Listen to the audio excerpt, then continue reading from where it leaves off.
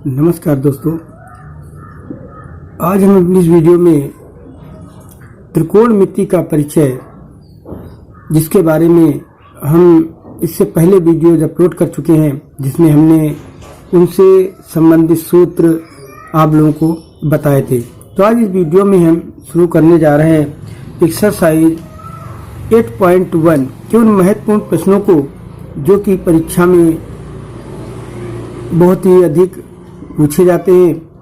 तो उन क्वेश्चनों को आप लोग ध्यान से समझें। तो आइए दोस्तों शुरू करते हैं। क्वेश्चन नंबर 1 कि यदि साइन a = 3/4 तो का से व tan a का मान ज्ञात कीजिए। तो दोस्तों ये जो हमारा दिया हुआ है कि साइन a = 3/4 और साइन a की वैल्यू हमने कल आप लोगों को बताई थी कि लंब बटे कर्ण होता है। तो अर्थात ये हमारा क्या दिया है, ये लंब है। अगर हम इसको रखते हैं लंब बटे कर्ण से, तो ये लंब और ये हमारा कर्ण दिया हुआ है। तो अब हमें करना क्या है, हमें का से और tan a की वैल्यू फाइंड करनी है। तो हमने पाइथागोरस प्रमेय भी आप लोगों को इसमें बताई थी कि किस तरीके से हम इसको सॉल्व करेंगे इस ट्रायंगल के माध्यम से। तो 3/4 अर्थात ये हमारा लंब है और ये 4 हमारा कर्ण है। तो हमें अगर हम इसके एंगल यहाँ पे बना लें तो ए बी और सी, तो हमें क्या फाइंड करना है, ए बी ये फाइंड करना है। तो पहले नंबर पे हम ए बी ये फाइंड कर लेते हैं। तो AB² = AC का स्क्वायर, और चूंकि ये में निकालना है यहाँ पे, तो माइनस में हो जाएगा BC का स्क्वायर। अब हमें AC की वैल्यू रख देते हैं 4 का स्क्वायर माइनस 3 का होल स्क्वायर। तो 4 4 जा 16 माइनस 9 = बच जाएगा हमारा 7। तो AB के इक्वल में हमारा आ जाएगा √7 आ जाएगा। अब हमें वैल्यू जो की है फाइंड करनी है यहाँ पे कि का से व tan a की, हमें 2 की वैल्यू फाइंड करनी है। तो का से इक्वल टू क्या होता है, आधार बटे कर्ण होता है ये। तो आधार बटे कर्ण, और tan की वैल्यू क्या होती है, लंब बटे आधार। तो हमारा आधार ये बेस, जो कि हमारा ये बेस है, आधार है, ये हमारा निकल के आया √7। हम उठाते हैं आधार √7 अपॉन में कर्ण कितना हमारा AC है 4, और लंब बटे आधार अगर इसमें निकालते हैं तो लंब कितना है हमारा 3 और आधार है √7। तो ये हमारा क्वेश्चन सॉल्व हो गया। अब हम देखते हैं क्वेश्चन नंबर 2। तो क्वेश्चन नंबर 2 क्या है कि यदि कोण A और कोण B न्यून कोण हो, जहां का से = काज B, तो दिखाइए कि कोण A और कोण = कोण B। तो हमें करना क्या है कि एक हम समकोण त्रिभुज यहाँ पे अगर हम बनाएं, तो एक ये समकोण त्रिभुज हमने बना लिया इस तरीके से। ये कोण हमारा 90 डिग्री का है, और ये 2 कोण जो हमारे दिए हुए हैं, A और ये B और ये C, तो ये कोण हमारे दोनों न्यून कोण हैं। तो न्यून कोण के लिए हम क्या करते हैं कि cos A = cos B, दोनों हमारे इक्वल दिए हुए हैं कि A और B दोनों हमारे क्या है, न्यून कोण है, क्योंकि दोनों इक्वल हैं। तो अगर हम ये मान लें कि माना angle A = angle B = x है। तो अगर हम देखते हैं कि अगर दोनों की वैल्यू में आप x मान लें, तो कास A और कास B, तो त्रिभुज के तीनों अंतःकोणों का योग कितना होता है, 180। तो हम कहें कि कोण A प्लस कोण B और प्लस कोण C = होता है 180। तो कोण C की वैल्यू तो चूंकि 90 है, तो कोण A को हम मान लेते हैं, इसको x ये है, ये x ये है, = 180 में से कोण C को हम सब्ट्रैक्ट कर देंगे। तो 2x = हो जाएगा 90, तो हम इसको काट देंगे तो आ जाएगा 45। तो अब हमें करना क्या है कि x की वैल्यू अगर आई है तो हम देखते हैं कि अगर cos A is equal to cos B दिया हुआ है और अगर A और B दोनों ही हमारे न्यून कोण हैं तो हम इसको लिख सकते हैं cos 45 is equal to cos 45। तो देखिए A और B दोनों की वैल्यू कितनी है 45, जबकि cos 45 की वैल्यू क्या होती है 1/√2, अर्थात दोनों की वैल्यू हमारी 1/√2 ही हो जाएगी। इससे ये सिद्ध हो जाता था कोण A इज इक्वल टू कोण B, ये हमारे इक्वल होंगे। तो इस तरीके दोस्तों ये क्वेश्चन नंबर 2 भी हमारा सॉल्व हो गया। अब आइए देखते हैं क्वेश्चन नंबर 3। देखिए क्वेश्चन नंबर 3 क्या है, 3 cot A अर्थात दिया हुआ 3 cot A is equal to 4। तो सिद्ध कीजिए कि 1 minus tan square A upon 1 plus tan square A equal to cos square A minus sine square A. तो हम इसको ये कर सकते हैं कि काट ए इज इक्वल टू 4/3, और अगर हम पाइथागोरस प्रमेय के द्वारा इसकी भी वैल्यू यहाँ पे फाइंड कर लें, क्योंकि काट ए है तो टेन की वैल्यू क्या होती है लंब बटे आधार, और काट की वैल्यू हमारी क्या होती है आधार बटे लंब। तो आधार हमारा क्या हो जाएगा 4, लंब क्या हो जाएगा ये 3। और अगर हम पाइथागोरस प्रमेय के द्वारा ए बी सी वैल्यू रखते हैं, ए सी की वैल्यू अगर यहाँ पे फाइंड करें तो A C square equal to A B का स्क्वायर और प्लस बी सी का स्क्वायर, फार्मूला हम लगा देते हैं। तो यहाँ पे ए बी की वैल्यू कितनी है 4 का हो जाएगा 16, इसका हो जाएगा 9, अगर ऐड कर देंगे तो हो जाएगा 25, और ए सी जब हम वैल्यू निकालेंगे 25 की तो हमारी आ जाएगी यहाँ पे 5 आ जाएगी। अब हम क्या करते हैं, हमें वैल्यू जिनकी जिनकी निकालनी है उसी से वैल्यू रख देते हैं, यहाँ पे 5 है। अब हम देखते हैं कि ये tan a, इसमें हमें tan a निकालना है तो tan a की वैल्यू रख लेते हैं, और cos a की भी वैल्यू रख देते हैं, और sin a की भी वैल्यू हम फाइंड कर लेते हैं। तो यहाँ पे हम क्या करते हैं, tan a का क्या हो जाएगा, काट a का अपोजिट होता है 3/4, अर्थात ये हमारा हो जाएगा 3/4। ऐसे भी देखते हैं लंब बटे आधार हो जाएगा, cos a का आधार बटे कर्ण यानी 4/5 हो जाएगा, और लंब बटे कर्ण इसका हो जाएगा 3/5। ये हमारी वैल्यू फाइंड हो जाएगी। अब हम इस क्वेश्चन को जो हमारा ये दिया हुआ हमें इसे प्रूव करना है, तो इसको हम प्रूव करते हैं। और क्या लिखा है कि 1 माइनस टेन स्क्वायर ए बटे में 1 plus tan square A is equal to cos square A minus sine square A. ये दोनों इक्वल हैं या नहीं है, हमें इसी को प्रूव करना है। तो हम इसे प्रूव करते हैं, वैल्यू रखते हैं 1 माइनस 3/4 का होल स्क्वायर अपान में 1 प्लस 3/4 का whole square is equal to cos की वैल्यू थी 4/5 का होल स्क्वायर माइनस 3/5 का होल स्क्वायर। ये हमने यहाँ पे वैल्यू पुटअप कर दी।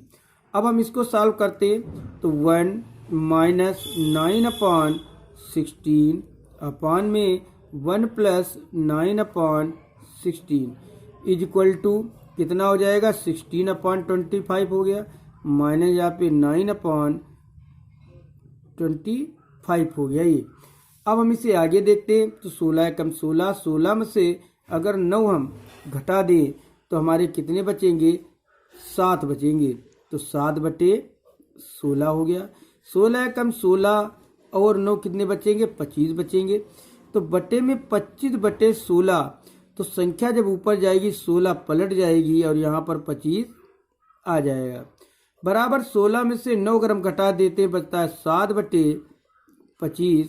16 काट देंगे तो हमारा क्या आ जाएगा 7/25 बराबर में 7/25। तो दोनों की वैल्यू कैसे क्या आई इक्वल आई। तो हम ये लिख सकते हैं यहाँ पे हैं कि अतः 1 minus tan square A upon में 1 plus tan square A is equal to cos square A minus sine square A कैसे हैं? इक्वल है यानी समान हैं। यही हमें इस क्वेश्चन में दिखलाना था। तो इस तरीके से दोस्तों ये क्वेश्चन भी हमारा सॉल्व हुआ। अब हम देखते हैं क्वेश्चन नंबर 4। तो यह है क्वेश्चन नंबर 4 कि त्रिभुज पी क्यू आर में जिसका कोण क्यू जो है क्या है? एक समकोण है। तो एक हम कोण क्यू जो हम बनाएंगे वो क्या बनाएंगे? इसको हम ये समकोण बनाएंगे यानी 90 डिग्री का बन जाएगा।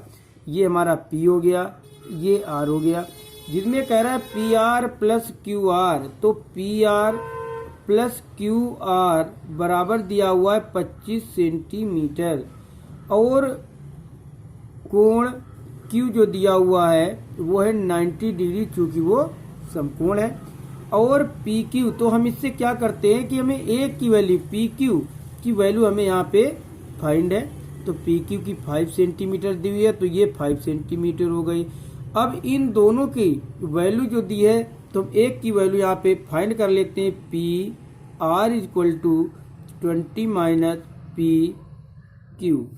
तो अब हम देखें तो ये जो वैल्यू हमारी दी हुई थी P R is equal to, तो इसकी वैल्यू हमारी कितनी आ जाएगी? 25 माइनस पी, तो ये क्यू आर है, पी आर है तो क्यू आर है ये, तो हम इसको आर क्यू भी कर सकते हैं या क्यू आर लिख सकते हैं। ठीक है। अब हमें क्या करना है, इसी से इसकी वैल्यू को हमारी अब ये वैल्यू एक ही हमारी क्यू आर है, ये इतना दिया हुआ है। अब इसको हम पाइथागोरस प्रमेय के द्वारा सॉल्व कर लेते हैं कि P R square is equal to P Q square plus Q R square. तो पी आर की वैल्यू हमारी क्या है? ये दी हुई है 25 माइनस आर या क्यू आर का whole square is equal to P Q की वैल्यू 5 दी है और प्लस क्यू आर को हम ऐसे ही उतार लेते हैं। ये निकल आया। अब हम आगे बढ़ते हैं इसको, तो इसकी वैल्यू करेंगे तो क्या हो जाएगा? 25 का वर्ग करने पर 625 प्लस क्यू आर का होल स्क्वायर और माइनस 25 दूना 50 क्या आ जाएगा? क्यू आर आ जाएगा, बराबर में 25 आ गए प्लस के क्यू आर स्क्वायर। तो देखिए दोनों प्लस प्लस के हम इसको और इसको कैंसिल कर देंगे यहाँ पे। अब ये जो बचा इसको हम इधर ले आते, 625 minus 25 is equal to 50 Q R. तो यहाँ पर बच जाएंगे 600, यहाँ पे बच जाएंगे 50 क्यू आर। अब हमें 0 0 काट देंगे, इसको काटेंगे तो आ जाएगा 12, अर्थात Q R is equal to आएगा हमारा 12। तो फिर पी आर की वैल्यू क्या होगी? तो पी आर की वैल्यू होगी 25 माइनस 12 बराबर में आ जाएगा 13। तो जो समकोण त्रिभुज हमारा बना था इसकी वैल्यू हमारी क्या आई है? यहाँ पे इसकी आई है 13 और इसकी वैल्यू आई है ये 12। अब हमें वैल्यू किसकी किसकी फाइंड करनी? साइन पी की, कास पी की, टेन पी की, लंब बटे कर्ण। तो 12/13 हो जाएगी। कास पी की आधार बटे कर्ण 5/13 और लंब बटे आधार यानी 12/5। इस तरीके से में तीनों की वैल्यू ये फाइंड हो जाएगी। तो आगे अब हम देखते हैं क्वेश्चन नंबर 5। तो क्वेश्चन नंबर 5 है, यदि sine R is equal to 12/13, तो अर्थात लंब बटे कर्ण दिया हुआ, हमने एक समकोण त्रिभुज यहाँ पे ये बना लिया। इस तरीके से। और जब इसको हमने ये एक त्रिभुज यहाँ पे बनाया तो अगर हम नाम डाल देते हैं तो ये पी आर, तो पी क्यू आर हो जाएगा। तो यहाँ पे हम कर देते हैं ये क्यू समकोण हमारा है, ये हमारा आर है और ये हमारा पी है।